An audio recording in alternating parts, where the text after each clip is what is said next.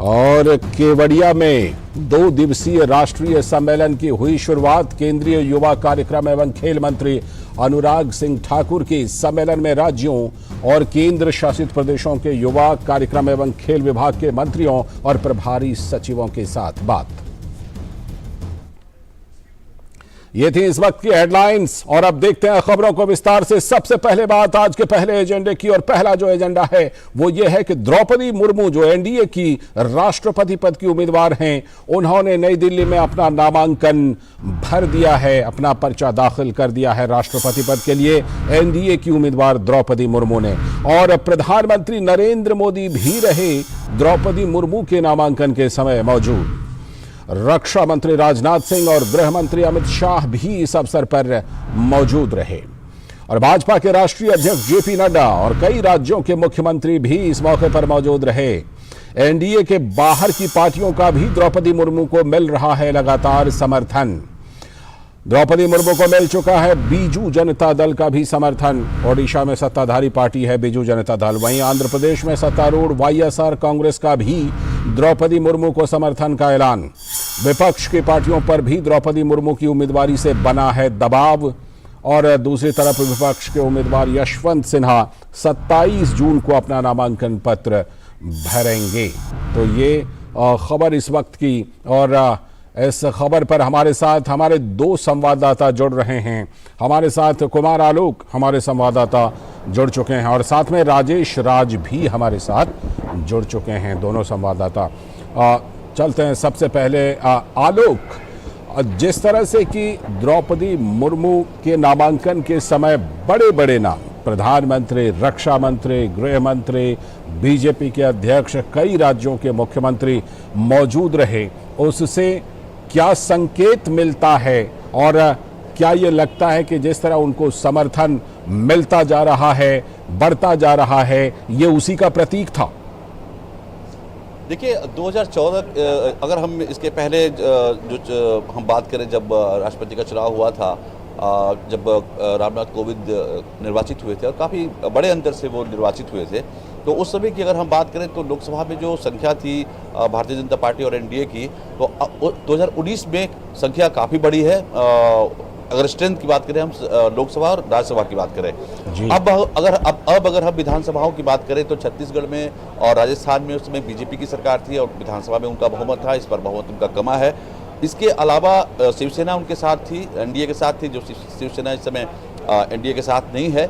लेकिन इसके बावजूद जिस तरीके का एक जादुई जो आंकड़ा होता है जिसको जुटाना है एनडीए को, उसमें थोड़ा शक लग रहा था जब ममता बनर्जी ने जब 22 दलों को एक साथ बुलाया था विपक्षी उम्मीदवार देने के लिए, तो उसमें 22 में से 5 दल नहीं आए उनके उस मीटिंग में। नवीन पटनायक को भी उन्होंने पत्र लिखा था, तो ऐसा लग रहा था कि नवीन पटनायक क्या डिसीजन लेंगे क्या नहीं लेंगे। लेकिन जब कैंडिडेट को उतारा गया एनडीए की तरफ से, द्रौपदी मुर्मू की जो दावेदारी दी गई, उसके बाद से तुरंत उन्होंने स्वीकारा और उन्होंने तुरंत समर्थन दिया। तो ये एक बहुत बड़ी जीत थी एनडीए की। और उसके बाद वाईएसआर ने भी समर्थन एनडीए को दिया है, यानी द्रौपदी मुर्मू को दिया है। इसके अलावा अभी जो विपक्षी खेमा है, खासकर हेमंत सोरेन की अगर हम बात करें झारखंड मुक्ति मोर्चा की, तो हेमंत सोरेन के साथ अभी बहुत उहापोह की स्थिति में है, क्योंकि वो ट्राइबल की राजनीति से उभरे हैं और ट्राइबल ही उनका राजनीति का बेस रहा है। इसलिए उनकी पार्टी या उनके जो विधायक हैं या उनके दल के जो और कद्दावर सदस्य हैं, उन पर भारी प्रेशर है कि वो उनको समर्थन करना होगा। तो देखना होगा कि हेमंत सोरेन आज मतलब उनका डिसीजन क्या होता है। और ऐसी आशा की जा रही है कि हेमंत सोरेन की ओर से भी समर्थन का पत्र मिल जाएगा। इसके अलावा नीतीश कुमार और भारतीय जनता पार्टी के बीच पिछले कुछ दिनों से ऐसे बयान आ रहे थे, इसमें तल्खियां दिख रही थी, लेकिन नीतीश कुमार ने भी समर्थन किया, पुरजोर समर्थन किया आप कहें। अगर वही बिहार में अगर आप देखें कि चिराग पासवान नीतीश कुमार के साथ उनकी नहीं बन रही है, लेकिन वो चिराग पासवान यहाँ पर द्रौपदी मुर्मू को समर्थन देते हुए नजर आ रहे हैं। उधर जो चिराग पासवान के विरोधी उनके जो भाई हैं, उनका जो गुट है लगातार समर्थन मिल रहा है। बने रहिए हमारे साथ आलोक। मैं जरा राजेश के पास चलता हूँ। राजेश, जिस तरह की संसद में नामांकन किया द्रौपदी मुर्मू ने, आप वहां पर मौजूद थे, कई राज्यों के मुख्यमंत्री भी मौजूद थे, प्रधानमंत्री, रक्षा मंत्री, गृह मंत्री और बीजेपी अध्यक्ष के साथ साथ कौन कौन से मुख्यमंत्री वहां पर मौजूद थे और क्या किसी ने बात की उनके नामांकन के बारे में वहां से निकलने के बाद?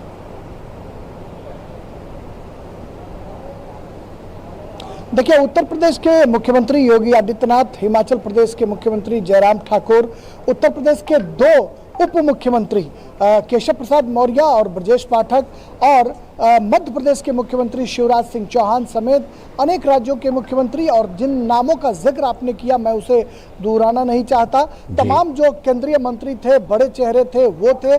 जनता दल यूनाइटेड के सांसद जो प्रस्तावक थे, संतोष कुशवाहा जो पूर्णिया के सांसद हैं, चंद्रवंशी जो जहानाबाद के सांसद हैं, ललन सिंह स्वयं मौजूद थे जो राष्ट्रीय अध्यक्ष हैं जनता दल यूनाइटेड के, और इसके अलावा लोजपा जो पारस गुट का है, पशुपति कुमार पारस, उनके भतीजे प्रिंस, नवादा के जो सांसद हैं सूरजभान सिंह के भाई चंदन वो मौजूद थे, महबूब अली कैसर जो खगड़िया के सांसद हैं वो मौजूद थे, अनुप्रिया पटेल जो घटक दल की मजबूत जो हैं वो साथी हैं वो मौजूद थी। तो कुल मिलाकर हम कह सकते हैं कि जितने बड़े नाम जिनका आपने जिक्र किया उसके अलावा सहयोगी दल के तमाम लोग थे, और तमाम जो मुख्यमंत्री यहाँ पर आए, जिस तरीके से एकता का प्रदर्शन किया गया और पार्लियामेंट लाइब्रेरी में बैठक करने के बाद प्रधानमंत्री नरेंद्र मोदी ने स्वयं उस जत्थे का नेतृत्व किया और तमाम लोग इकट्ठे होकर प्रधानमंत्री द्रौपदी मुर्मू को लेकर संसद भवन परिसर में दाखिल हुए और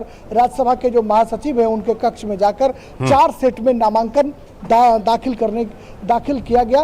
एक बड़ा हुजूम था, एक बड़ा संदेश था, बड़े चेहरे थे, और एक आदिवासी महिला जो समाज के हाशिए पर पड़े, संघर्ष की दास्तान, एक शिक्षिका से लेकर रायसीना हिल्स तक पहुंचने का जो उनका संघर्षों भरा सफर है, वो कहीं ना कहीं इस हुजूम, इस जत्थे में हर किसी की जुबान पर था कि एक साधारण शिक्षिका, परिवार में कई हादसों की शिकार रही एक महिला, फिर से पढ़ाई करने के बाद शिक्षिका बनी, वार्ड काउंसिलर के रूप में अपने करियर की शुरुआत की, और अब राष्ट्रपति भवन तक पहुंचने की तैयारी कहीं ना कहीं हर किसी के जुबान पर थी। राजेश, इसमें बीजेडी के और वाईएसआर कांग्रेस के प्रतिनिधि भी शामिल थे क्योंकि उन्होंने समर्थन का ऐलान किया हुआ है।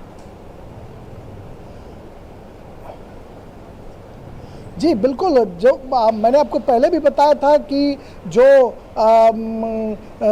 विपक्ष की जो कई पार्टियां हैं उनके साथ आ जाने के बाद कहीं ना कहीं जो उम्मीद की किरण है वो बढ़ती हुई दिखाई पड़ रही है। और हम सब लोग जानते हैं कि एनडीए का पार्ट एंड पार्सल नवीन पटनायक की जो पार्टी है बीजू जनता दल वो नहीं है। इसके बावजूद उन्होंने उड़ीसा की नागरिक होने के नाते उन्होंने द्रौपदी मुर्मू को समर्थन देने का ऐलान किया, और उनकी पार्टी की तरफ से जो है वो 2 प्रतिनिधि उस प्रस्तावक के रूप में वहाँ शामिल थे।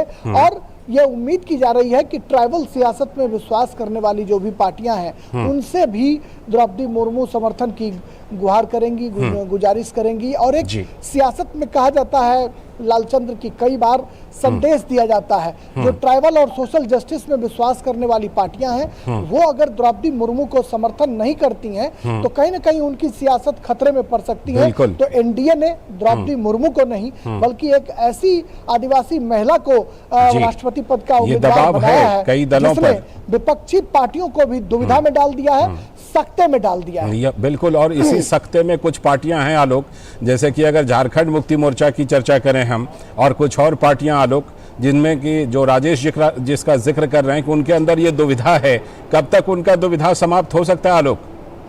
देखिए, दुविधा की अगर आप बात करते हैं तो अगर आप देखें ममता बनर्जी की जो बुलाई गई जो बैठक थी उसमें 5 दल नहीं आए। आम आदमी पार्टी ने कहा कि जब कैंडिडेट का नाम सामने आएगा तब हम विचार करेंगे, ऐसी कोई बैठक में हम हिस्सा नहीं लेंगे। अच्छा। तो देखना होगा कि आम आदमी पार्टी का स्टैंड क्या होता है, क्योंकि ये ऐसा कैंडिडेट इतिहास में पहली बार हुआ है जब कोई ट्राइबल जाति के उम्मीदवार को इतना बड़े, मतलब भारत का जब सबसे बड़ा संवैधानिक पद है उसका उम्मीदवार बनाया गया है। तो इस चीज का दबाव लगभग हर दल पर है, और यशवंत सिन्हा की उम्मीदवारी को लेकर विपक्ष में भी एका नहीं है। अगर हम वामपंथी पार्टियों की बात करें तो वामपंथी पार्टी की सरकार केरला में है और त्रिपुरा में भी इनकी संख्या है, विधायकों की संख्या है, तो इनके अंदर भी यशवंत सिन्हा की उम्मीदवारी को लेकर के कुछ खासे उत्साह नहीं है। तो अभी देखना होगा कि आने वाले जब तक 27 तारीख तक नॉमिनेशन नहीं करते हैं यशवंत सिन्हा, तो हमें वेट एंड वॉच करना होगा कि क्योंकि एनडीए तो एकदम इंटैक्ट है, इंटैक्ट होने के साथ साथ उसको अन्य दलों का भी समर्थन मिल रहा है, जैसा कि आपने